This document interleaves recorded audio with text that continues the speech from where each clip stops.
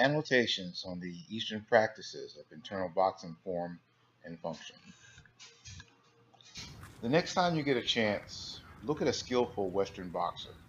Find one that stays engaged and connected with his adversary. You will see that the connection is mental, physical, and emotional. The best of these adepts seeks to control themselves and not their opponents. This is a Western interpretation of Wu Chen. Follow, link, adhere, stick, never release, never resist. You will notice that when the pace of offense and defense involves grappling and striking, with over 50 strikes or submission attempts, which are executed in this action, you'll see it as very frenetic. His or her conditioning is a marvel of useful essence if this is taking place between two opponents or at least one of them in their 20s. That essence leaves if not skillfully replenished from their 30s and 40s while they're still training. In their 50s, it is almost gone, and so is the skill, so is the frenetic activity, unless they have mastered the great beast, breath. If you see a person in their 50s performing like they were in their 20s or 30s, basically 20 or 30 years younger than those they are against or working with in the cage, mat, or ring, they are either taking chemicals like steroids and so forth, or they have become adept at the second or fourth or fifth gated change, which is pranayama, qigong, or vinyasa yoga. All the footwork that you'll see, the evasions, the spiraling of the head and torso, come from the skills gained from such change. The skill is called Sanbao, the three changes, the gathering of essence refined into energy and cultivated into vitality. With this vitality, one can train to execute the 26 offenses and defenses that will be spoken and discussed later on in this passage. The skills are presented in the video you're looking at. There's predatory breathing method that is used by Rickson Gracie, validated by the quality of his wins in Sports Psychology Review, and these methods are preferred. They're spoken about at length later on inside of this book. The method is strengthened by Pranayama Bastrika and Surya Beheda. These both too are discussed later in chapter 5.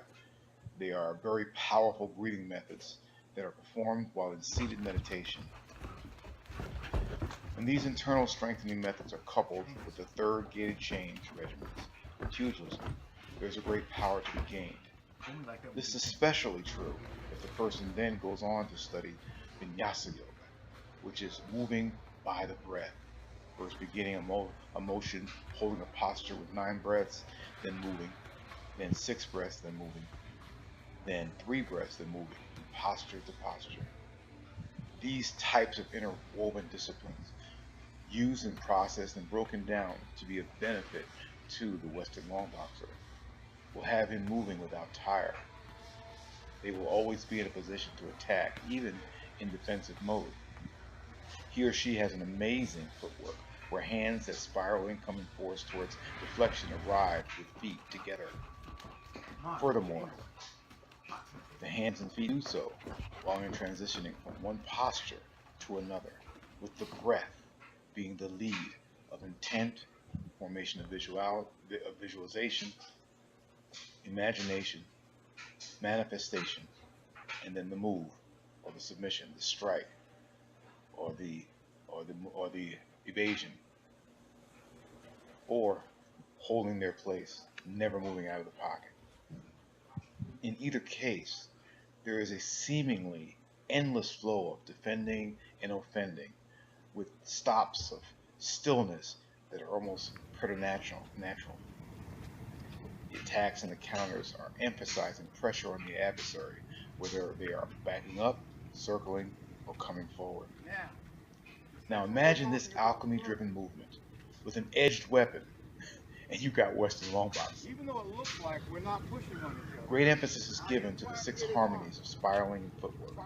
If performed properly, there's a beautiful flow of slicing, stabbing, grappling, and just movement in a combative engagement. Training weapons make unarmed combative skill more powerful. Any combative system that is effective begins with an emphasis on weapons. If the sword training is only foundational and used for conditioning and connections, then the short-edged blade should take its place when one is moving towards reality and realistic combative practice and execution. Moreover, the weapons must be used in all systems as a primary engagement strategy for any internal boxing system. Now, if it isn't, well, then it will not be an effective combative resource against someone who is training in this manner. Now, of course, most of us will find ourselves doubting this observation that you just heard. It is at odds with the way most of us are taught. Sad news for those thinking that they have been taught the combative method or the alchemical method that is definitely going to work for them in any situation. That just is not true. As you will read later in this book, in order to have alchemy, you must train combative and vice versa. You must train in the extremes of moral behavior. You must do this because human beings are only at their best when they're at their worst.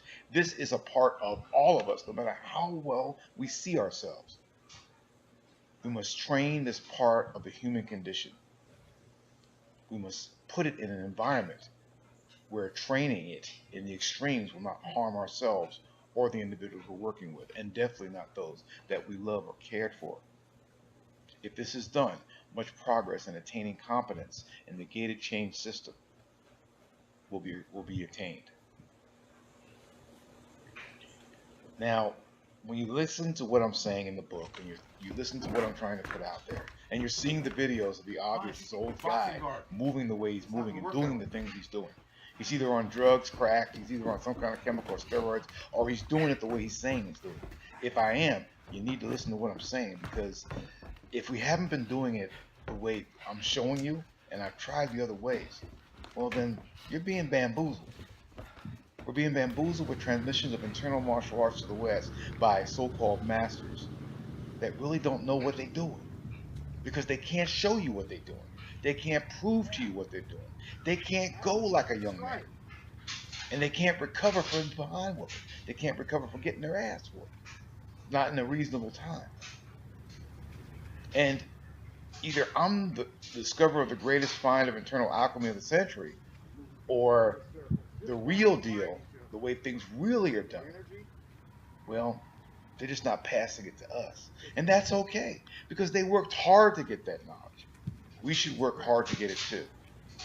And we should have some type of at least respect for where the sources come from, because in the East they give us the idea of the possibility that we can perform at top ability and get better and stronger as we get older, as long as we know how to do it, as long as we have the resources for the skill. Well, as I mentioned before, I believe that weapons are the primary emphasis for combative force.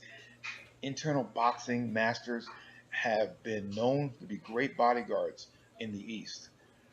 The only way they could have been able to do this is that they've had to somehow do what I'm talking about, or at least some facet of it. Had to put it together for themselves to make sure that they explored the extremes of motor behavior and training, so they'd be capable of existing in the center of that, so they'd be able to react in any way they needed to, whether martial or civil, to actually become a master of themselves in any situation. If that's the case, and weapons are the issue, well, there are some important questions about the 13 characters of Taiji boxing or any internal boxing, as perceived principally as an unarmed combative system, that need to be answered. The first is why only 2 of the 7 stars, elbow and shoulder, are part of these changes, or are part of these strategies that were talked about by San Shen Fen. Why is there no head or hand, knee, hip, or foot mentioned as a striking surface, or emphasized in Zhang Shenfen's Great Extreme Long Boxing Treatise?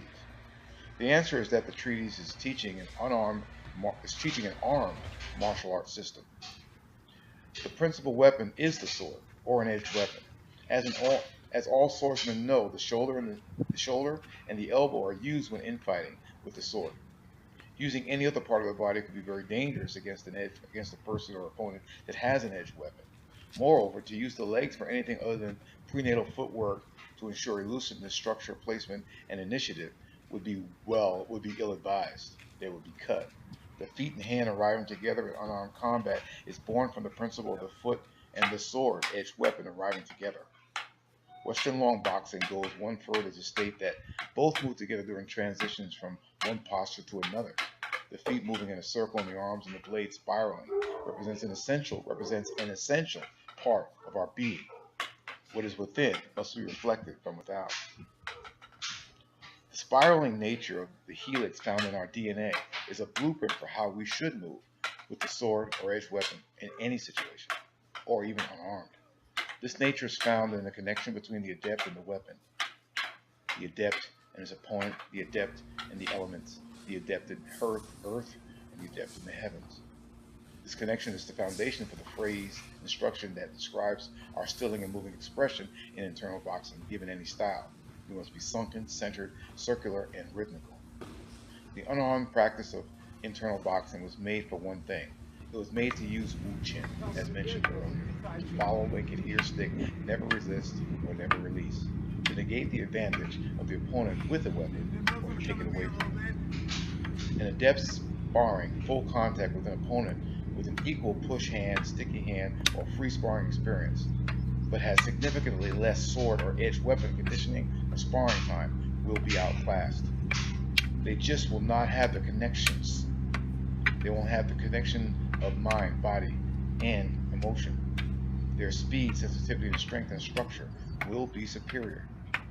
In the West, the unarmed discipline of pugilism was the last discipline taught in the amphitheater, the English martial arts training halls of the 17th and 19th century.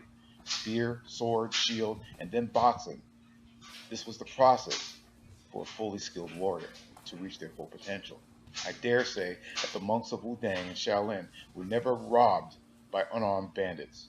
They were robbed by armed bandits and were met with armed adepts of great extremes in long boxing. Individuals who used the spear, the sword, the staff before resorting to empty-hand execution of self-defense combat. Western long boxing is founded on the extreme familiarization of the sword while conditioning for its unarmed combative solutions that neutralizes incoming force or balance, cutting wood, carrying water, and preparatory regimens that prepare the adept to eat bitter. The internal alchemy is what was mentioned earlier before, or some semblance of it, either in Tui Na, Qi Kung, or in pranayama, or in some type of calisthenic like Vinyasa Yoga. Sword adepts use the first connection exercise, revealing the true internal skill that external regimen will show us. Internal skill is measured by external regimen. Further refinement of the Western Tai Chi Chuan sports combat method has been the cultivation of a codified system of close quarter combat that we call in this book Western Long Boxing. This system seeks a succinct and effective approach to integrating and applying Eastern and Western martial sciences. The energetic aspects of this process is guided by Vedic and Taoist moving and stilling meditation regimens. These regimens come from an understanding for the need to refine and cultivate the best regimens to gain skill in preventive health, injury recovery, and skill enhancement. That is, again, preventive health, injury recovery, and skilled enhancement. The martial science work is important to be able to gain healing skill. In an effort to make standards for the martial method, 26 offensive and defensive methods divided equally into 13 parts are being presented. For the 13 offensive methods, it is the merging of internal boxing, Eastern and Western methods, with the first 7 stars, which is ward off, roll back, press, push, split grasp, striking with the head, striking with the shoulder, striking with the elbow, striking with the hand, striking with the hip, striking with the knee, and striking with the foot. And the 13 defensive methods, merging Eastern elemental steps with Western boxing movements. All movements must be, again, sunken, circular, spiraling, centered, and rhythmical. Earth stationary, metal forward, wood backwards, fire traditional right, strong side, water traditional left, weak side, air, up and down, block, parry, trap, duck, pivot, circle. These are the offenses and defenses of Western Wong boxing, the Tao or way of 10 gated changes.